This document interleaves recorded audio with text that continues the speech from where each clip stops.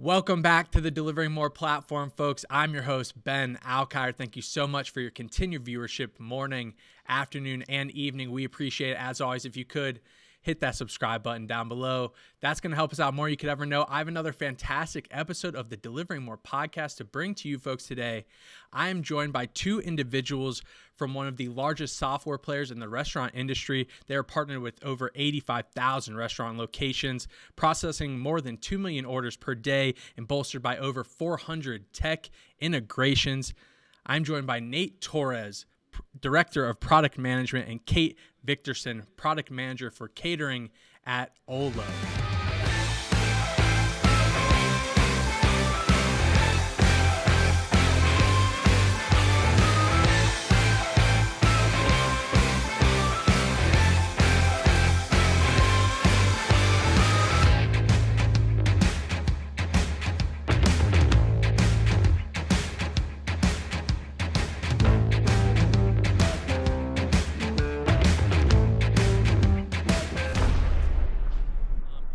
Would indulge me, I want to go through another little icebreaker. I call it this or that. I'll point the question to each of you specifically so we don't get a little confused by the Zoom coordination of video and audio, but I'll just give you one or two options. You pick one or the other and we'll see where it goes from there. Yeah, that's great. Cool. Let's go for it. All right, so we'll start out. Let's start out with Kate. How do you feel about early mornings or late nights? Definitely late nights. I hate the mornings. I've had already like 4 coffees today and it's barely noon. I definitely prefer the evenings and it's when I'm the most awake. Okay. Nate, how do you feel about books or movies? Ooh, tough one. I'm more of a book person myself, and I think that's honestly because I don't read as many as I would like to. So I kind of equate book with vacation because I'm able to shut my brain off. I'm actually away from a screen and I'm just able to kind of like sit down and focus on that. And it's also reading that's not work related. So I love it. I do love movies, but I feel like I watch them a lot more frequently. And so they're not like, it's not special to me just because Netflix and everything else has just like made it so easy to get to them at this point. So. Yeah, it's so readily available. That's pretty cool. You equate reading a book with being on vacation. That's always a good place to be. Do you have a favorite book or favorite movie of all time? Oh man, I don't know if I could point to a favorite book of all time. Been reading like a lot of biographies recently. If you asked me this question 10 years ago, I'd probably have something for you. Movie. Uh, what I go to a lot, and I'd be surprised if people know this. Get Shorty, like that's from like the early to mid '90s movie with John Travolta and a handful of Danny DeVito, a handful of others like that. That movie just gets me laughing every time. Okay, John Travolta. You say Danny DeVito? Is that how you say? Yeah, like Danny DeVito, John. I think like Renee Russo's in that too. It's like it's got a rock star cast, like really young James Gandolfini before he got into like Sopranos too. Just I don't know, gets me going. That's a stellar cast. I'm a big Danny DeVito in Always Sunny kind of guy. So yeah, that's right up my alley. Back to Kate. In terms of a road trip, we'll call it, would you rather be the driver or the passenger? That's a good one. The passenger for sure. I think, keeping your feet on the dashboard, taking a nap, choosing the songs to play, I think is definitely my preferred method of travel for a road trip. Okay, easy enough. Nate, would you rather be, I guess, in terms of communication, we'll say this, calling or texting? Again, I'm probably a weirdo. I like to call people. I just feel like you have the conversation. I'm at work, I'm on Slack all day. So again, just kind of being on a call and having a more fluid conversation and just being able to just kind of let the conversation go where it goes. It's nice. So yeah, I'm going to be a weirdo and say I'm the ones who are keeping those cell phones going and not just turning them into dedicated texting devices. I'm team call too. We can both be team call, team weirdo. I'm all about the more direct communication. We are team Slack over here at Deliver That as well. So I understand where you're coming from there, but yeah, I'm all about the calling as well. This one I wanted to pose to both of you. Maybe we'll go Kate, then Nate, just so we don't overlap the video, but this should be a good one based on where we're both located. thin crust or deep dish pizza? Definitely thin crust. I will go against the Chicago norm and say thin crust. I really don't like deep dish. Yeah, I'm also in the thin crust club too. Thin crust all the way. Sorry, Chicago. All right. Not as controversial as I was hoping it would be. Okay. Okay. Easy enough. Nate, back to the music side of your life. Do you have a favorite musical artist? Yeah, so I love like the grunge genre. That's my go-to. Soundgarden is still my favorite band of all time. Chris Cornell, RIP, was his vocals and just like his musical range and just everything he did with everything he touched is just that's my go-to every time. So Soundgarden all the way, and yeah, that's what I'm gonna yeah. Okay, shout out Nirvana, little infamous grunge band there. Kate, we'll close it out with this one here. This one might stir up some discussion in the Slack channel once this goes public, so maybe be careful with your answer here. But favorite coworker? Ooh. Oh my goodness. Probably, well, I actually work from home with my husband, so maybe I'll say him because that seems the least political for myself in Slack later. Okay. All right. I'll allow it. I'll allow it. Thank you so much for indulging my this or that segment, folks. We can get into the discussion of why we're here today. Obviously, Olo rolling out the Catering Plus software to all these restaurants and brands, 85,000 locations that you guys are partnered with. It's absolutely unbelievable. Deliver that being the DSP in this environment of things. So I wanted to, I guess we'll start here. Olo's obviously been involved in the catering space for an elongated period of time. But as the segment grows, $100 billion industry by 2030, what's the outlook for catering at Olo right now? I think at Olo, we really view catering as a natural extension of our digital ordering platform. And I think it's just a really exciting growth channel for us all here. I think we have all seen the stats, like the catering industry is booming.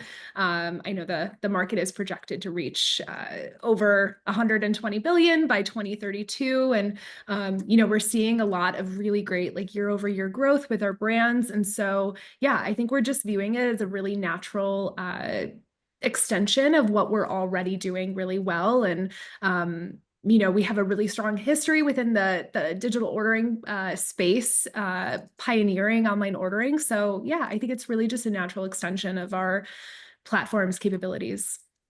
Yeah, it's an interesting and a pretty decent segue for the online ordering solution. Obviously, your guys' original solution is more of like the takeout mealtime solution base of things, and building something completely separate in a catering solution. I imagine there's some very fundamental differences in building those out. So are there any very basic fundamental differences in building a mealtime solution versus a catering solution?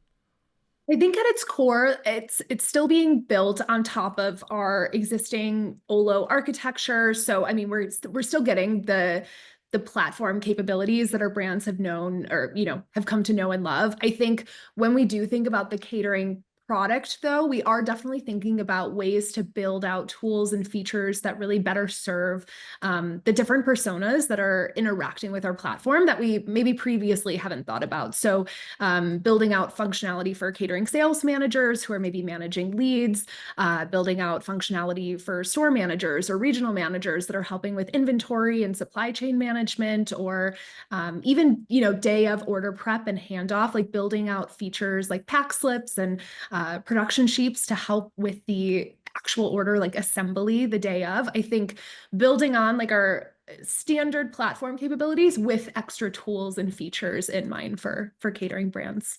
I would say we are really looking at it as a single platform. There are some obviously distinct differences between catering and mealtime that Kate just called out, especially with providing operators with the tools they need to best support catering orders. But we really do try and see these as like a unified experience with mealtime and catering, giving our operators the single platform to manage both of these operations and not deviate too far out. You still have to have a solid online order experience. We still have, integrations with DSPs. We're still looking at, how to funnel in marketplace orders too. So there is actually a lot of commonality between the two. There's just some stuff behind the scenes to better enable those catering operators to manage those orders. Yeah, and especially, I mean, when we're talking about bulk food, I mean, mealtime, I don't know what the average ticket size is. Maybe one of you could enlighten me. I'm thinking 20, 30, $40 maybe. And then you have your average catering order. I think on your website, it's listed as $350 per order. So when you're considering that amount of food versus the customization of mealtime, is there a lot of overlap in those kind of functions? Specific solutions or features. Like we have recently released account management, which is really a CRM light tool that is geared towards those catering sales managers that are building out B2B contacts, which are really important within the catering space. We have seen, statistics that 80% of businesses are ordering catering at least once a month. And so really building out these B2B relationships and cultivating these relationships are really important for catering sales managers. So building out functionality that allows them to see at a higher level, who are the people from these different businesses that are placing orders? What are some of their ordering stats? Like what are their average order values? How often are they placing orders? What industries are they ordering from? So that way brands have better opportunity to remarket when it comes time for like holidays or even something like Nurses Appreciation Week or Teacher Appreciation Day. Like having that data that allows them to really cultivate those relationships, I think is really top of mind for the brands that we work with and something we're really thinking about. In addition to that, I would say that also providing, a big functionality difference is going to be allowing catering operators or their store operators to have flexibility with meeting their guest needs. So being able to make some customizations and internal tooling to an order if a guest needs to call in to say like, hey, I need to make a last minute change that they can't otherwise do from, their experience, or I need some changes for dietary restriction needs, or hey, is there any way that we could work on, negotiating a price for a catering deal? If it's a several $1,000 deal, they're working within a budget. How can our operators, either give them a discount or move some things around to meet those guest needs? And to Kate's point, cultivate that relationship so that guest turns into a repeat guest or like a long-standing guest. And so I think those are another example of tools that are really important. But also, you alluded this before, Ben, of like that bulk production sheets and just the nature of prepping catering orders versus mealtime is different, right? We have a lot of scheduled catering orders. They're coming in days in advance. These are large food orders, so we really have to think more about prepping a day or days in advance to make sure that we can really support that guest when they're coming in to pick up their food.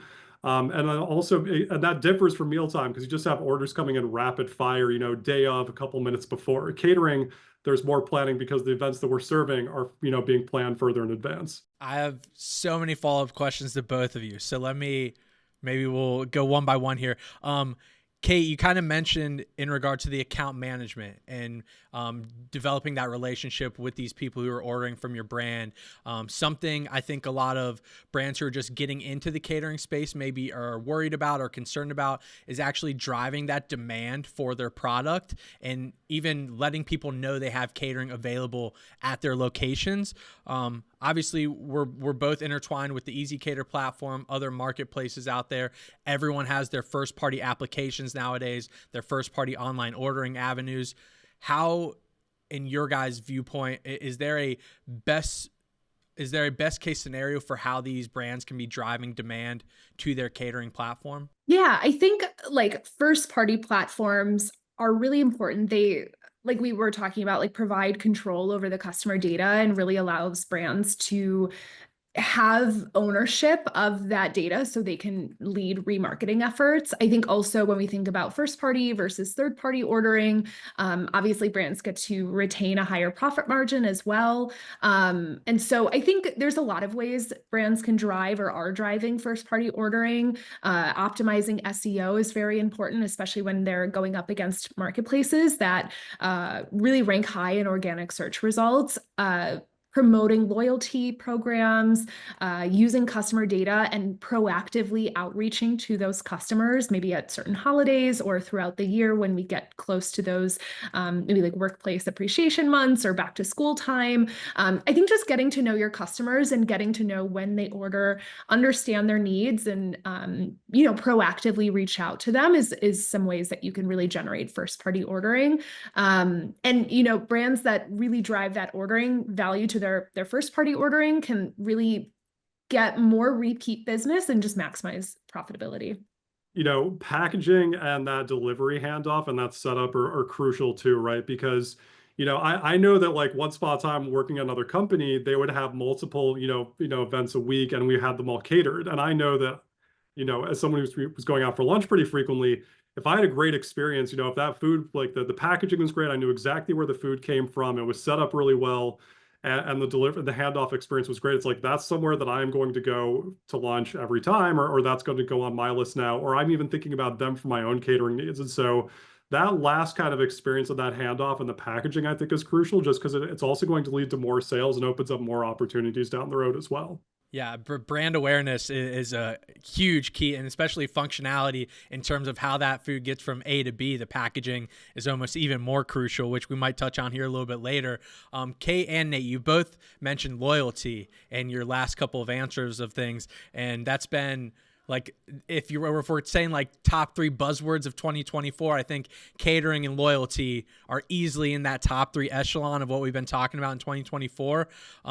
There's been some estimates that 20% of catering businesses' revenues come from repeat customers.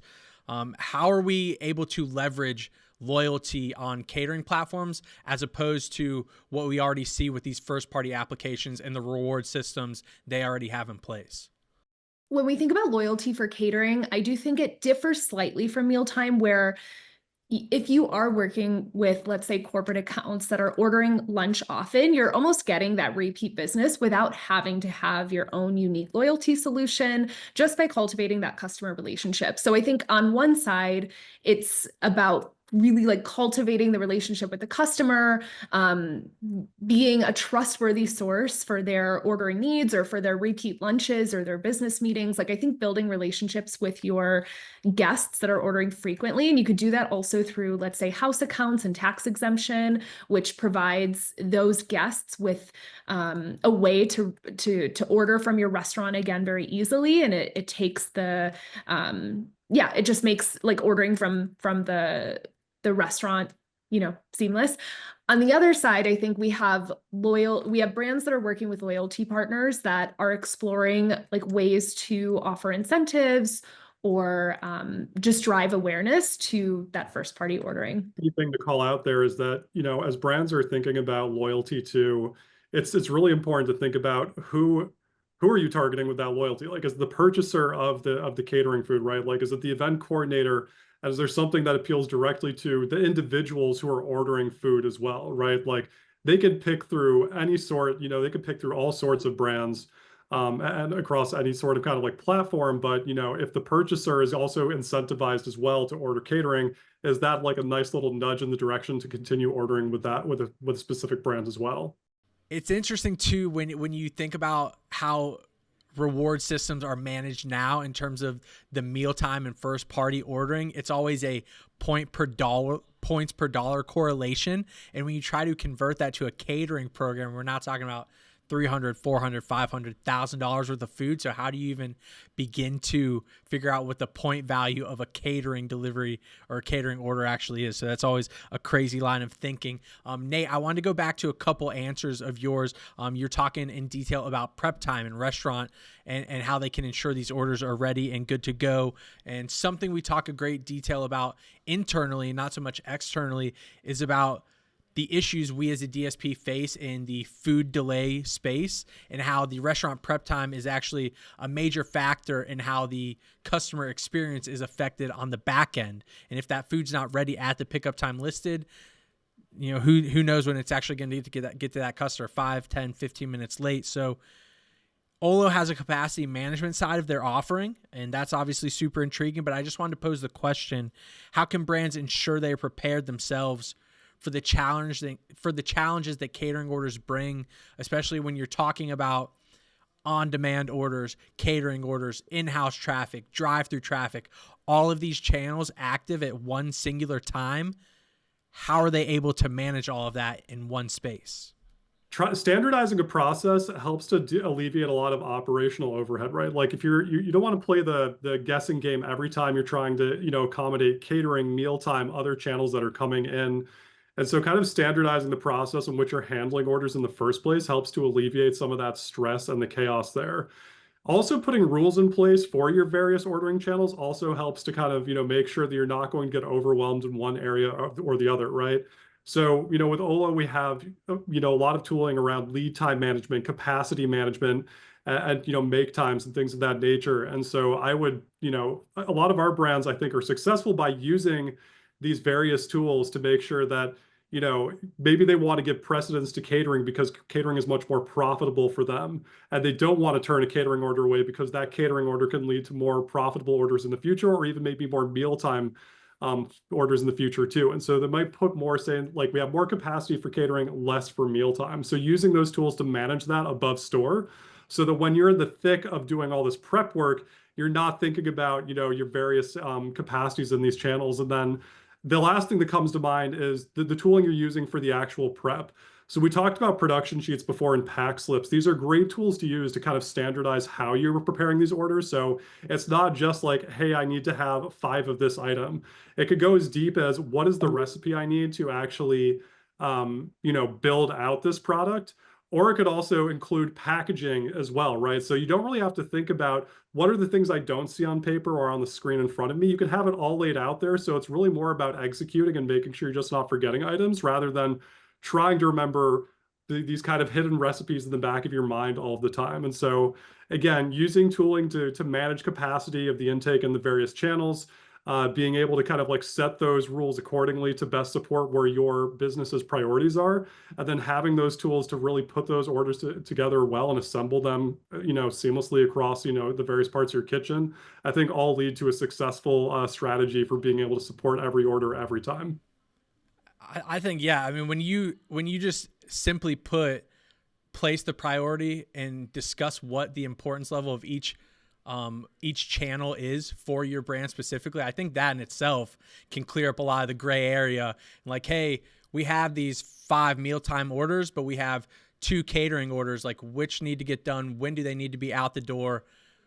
Like what customers, like these catering orders, it's one person ordering, but it's going to possibly 50, 100 people. Or a mealtime order, it's one person ordering, it's going to that person. So like the influx of risk and reward there is like so clear and so viable. I think, you have to place the correct importance on which channel you think is viable for your brand. There's nothing saying you can't, and you really should be doing both at the same time. You don't want to completely turn away the lunch crowd during lunchtime, right? Like you want those people to come, and you do want to cultivate a relationship with them, because just like catering can produce, relationships and opportunities in the future, so can just that person walking in the store, just ordering online and saying, this was a great meal, and I see that you order catering, I want to order catering from you too. So there's definitely a balance to be had. But again, trying to, standardizing that and really making sure that you're thinking through and being deliberate about your strategy at the store level and using the tools you can to ensure that you are, you're not deviating from that path is going to be critical. Because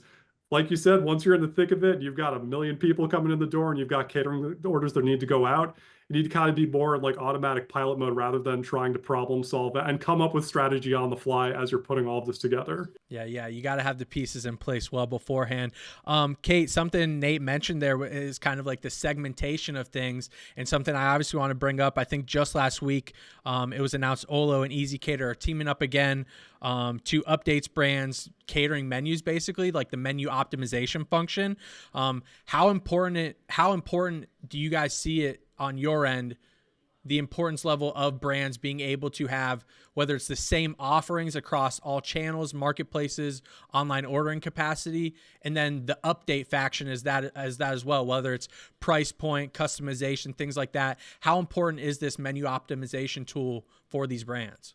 Yeah, it's a good question. I think like taking a step back, I think, marketplace ordering for catering is still extremely important to getting new customers in that you might not have served otherwise. And I think part of that is ensuring that the menu is updated on those marketplace sites and it's accurate. I think taking any manual updates off of the store teams or the brand managers really helps to alleviate any just operational inefficiencies, like we were just talking about, being in the chaos and the thick of things. Like if you also, on top of that, need to go into different platforms to update your menu, then, that just adds a lot of inefficiencies when you are in the thick of things. And so I think really just ensuring that updates are more automated and, streamlined across the different platforms is something that we're working to do, I think, with all of our platform or with all of our partners. Hell yeah, yeah. I think it's really influential. Do you guys have, not necessarily Olo as a whole, but maybe you two just individually,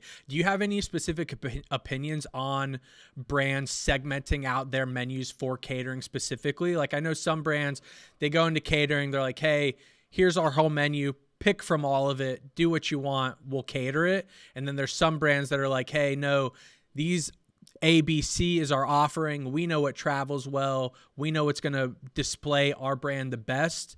Do you guys have any opinions on which way is the better route to go about that? I'm going to say like option B, which is really, for lack of a better term, catering that catering menu to, really best support, the cohort that they're going at. So like, again, for catering, you're going after those bigger events, with with a larger group of people, and you need to make sure that the food is top quality every time. And so I think it's really important to kind of start to mold your menu for that, because who your customers are and like kind of the events they're trying to staff.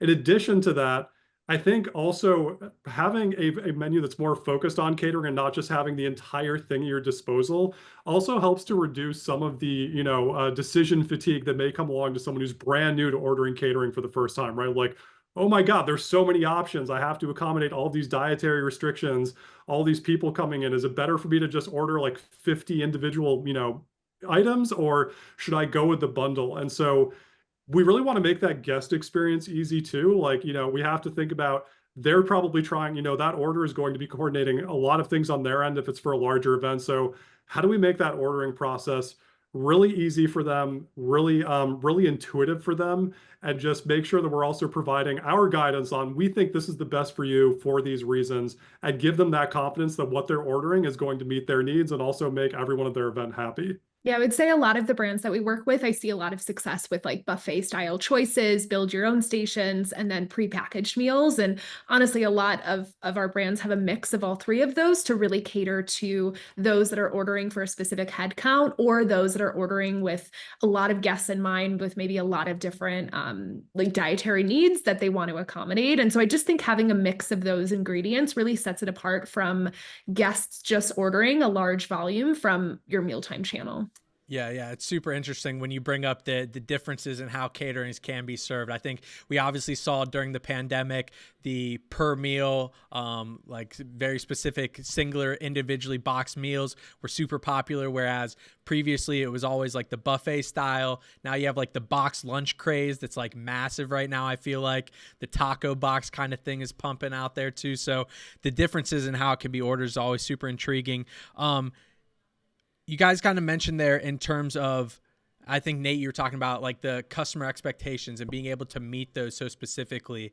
I think it's kind of interesting that both our brands and platforms sit like on this fence where we have two sides of our consumers. Like we have the customer side and the brand side, and we have to meet both of those needs as best we can, but at the same time, on the same day, at the same rate. So when you're thinking about building products in that frame of reference where it has to be suitable for all sides of this ecosystem, what are you guys focusing on in that terms of things? Do you find it difficult to service one side over the other or both at the same time? Yeah, so I actually don't think it's difficult, because, and this might seem like a cop-out answer, but I'll give you some examples. I think no matter what we're working on, we're actually serving both sides, right? So I'll use house accounts as an example. For those VIP guests who order frequently and just want to pay, on specific net terms, providing that functionality to our catering operators allows them to be able to support that guest need and easily manage that. And for the guests, they have that great ordering experience too. So we're really serving both sides of the coin there. Another side of this is also, again, with even tax exemption, for example, right?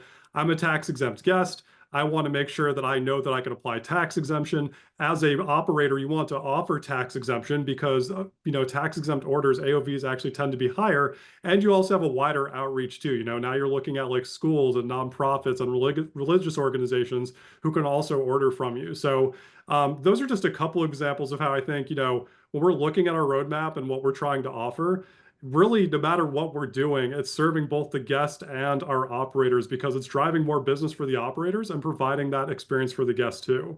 I also, yeah, I think we're very lucky where our brands are, I mean, they're in the business of hospitality and they have their guests in mind. And so when they come to us with ideas or we're collaborating with them on what would make sense for their business, I think we ultimately just have the end guest in mind, even if it is through just operational tooling.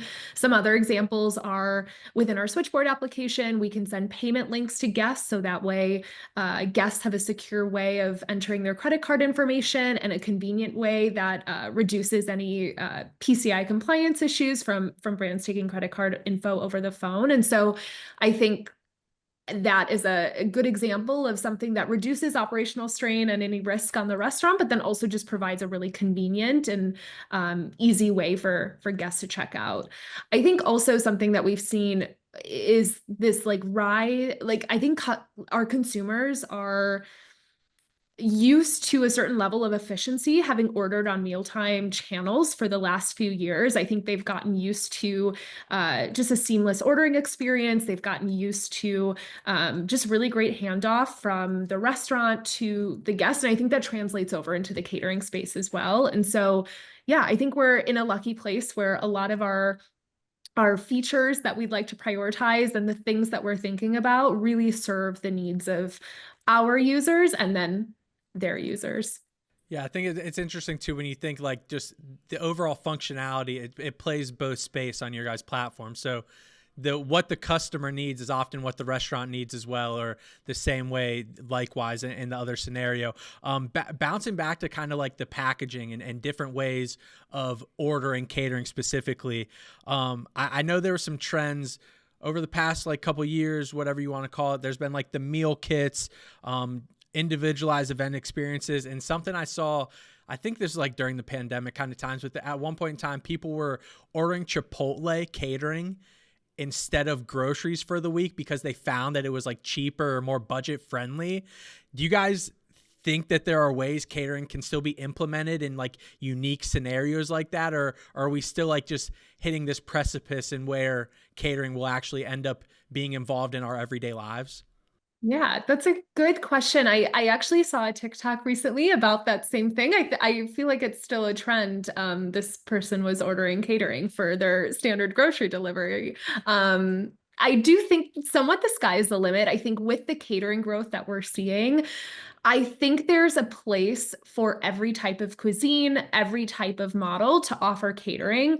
I think, yeah, I think any order can be, or any food can be catered. And I think we're just starting to see where catering fits into maybe models that we hadn't originally thought of. Maybe a few years ago, we were only seeing catering from maybe like Mediterranean or salad or sandwich spots. And I think we're already seeing so many more types of food being delivered than we would have thought just a few years ago.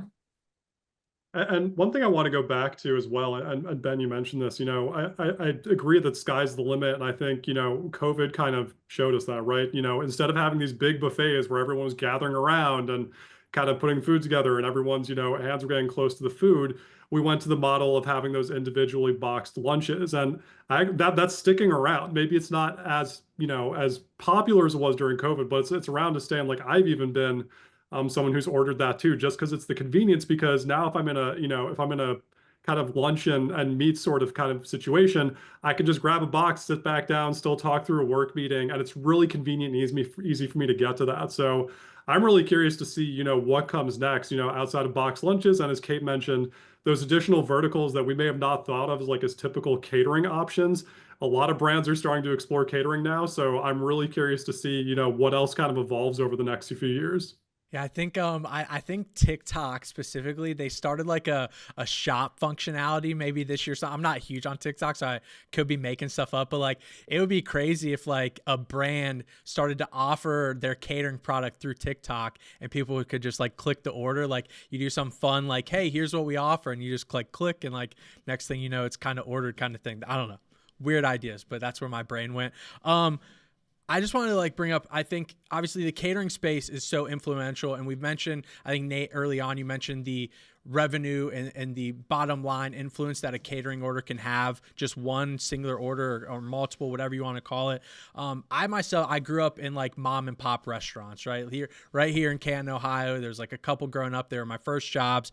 And I think something I always worry about is these mom and pop, they always seem to like be a little bit behind the times, whether it's about technology, trends, what have you. A lot of times they're just thinking about keeping the doors open for the next day or the next week or what have you. Do you feel like the catering space is still a viable space for even local and small operators to succeed? And do they still have a fighting chance to stand out and make those brands visible amongst this broad group of customers? I definitely do think they have a chance. And I mean, I live in Hoboken, New Jersey. There's this place right down the street that does these amazing Italian sandwiches. It's a mom and pop shop, and they do catering. And that place is packed around like on Super Bowl Sunday or like, anything like that. And so like there's something to be said for just, they still produce a great product, and depending on, the kind of restaurant you have, like it just might lend itself to being a great catering space too. So, you know, I would hope that there, more mom and pop shops will get online just so it's easier to find them and easier to access them. But if you've got a great food product that people know about you, they're going to order you anyway. If they have to call in, and do something outside of their typical MO as far as like ordering, they'll do it for a great product. Yeah, I totally agree. Actually, for Thanksgiving last year, I went to a mom and pop restaurant that I typically just dine at on a regular Tuesday night. And I got my Thanksgiving meal from their team. And I think it goes to show, like, again, any cuisine type can be, I guess any cuisine type has an occasion.